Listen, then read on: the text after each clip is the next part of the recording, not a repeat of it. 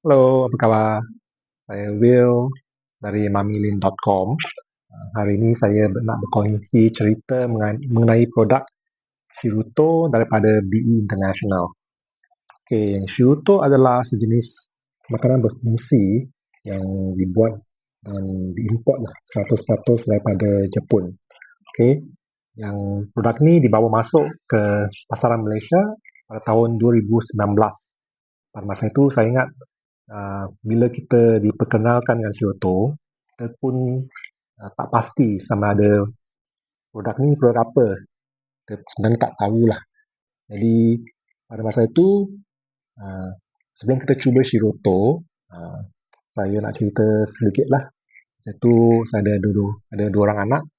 Anak saya, salah seorang anak, dia kerap kali ada pernafasan kerana dia sensitif sikit pernafasan dia, paru-paru dia sensitif sikit.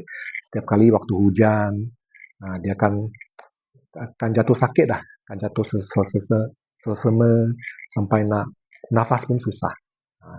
Masa itu saya kena bawa mereka pergi jumpa doktor pakar lah, doktor pakar kanak-kanak, ambil ubat dan kadang-kala kena buat nebulizer juga untuk sedup ubat kan.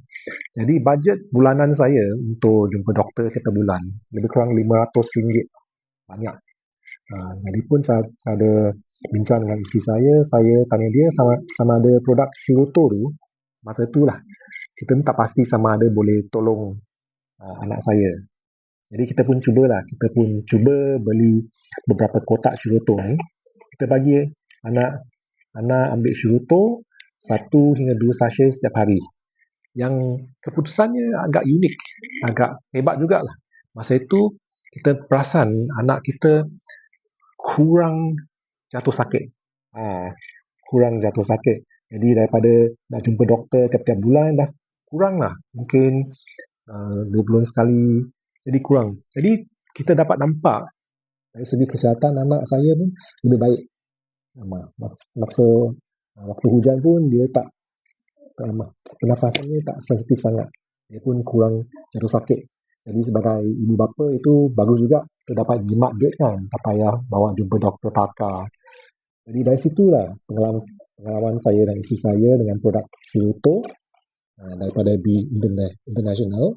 Kita bagi anak kita cuba dapat keputusan yang terbaik untuk kami. Kami semua gembira dengan Shiruto. Dari sana, kita pun bermula guna Shiruto untuk diri sendiri dan kita pun recommend Shiruto untuk kawan-kawan dan pelanggan kita lah di dalam B. So, itulah permulaan pengenalan kami dengan produk Shiruto daripada B International. Untuk ibu bapa di luar yang sedang cari produk yang boleh bagi anak-anak untuk kuatkan imunisasi mereka kalau mereka ada masalah alergi alahan ataupun ada masalah eczema, boleh bagi cuba Shiruto daripada Jepun. Okay, sampai sini perkongsian saya. Saya Will daripada mamilin.com. Sampai kita jumpa lagi. Sekian, terima kasih. Bye.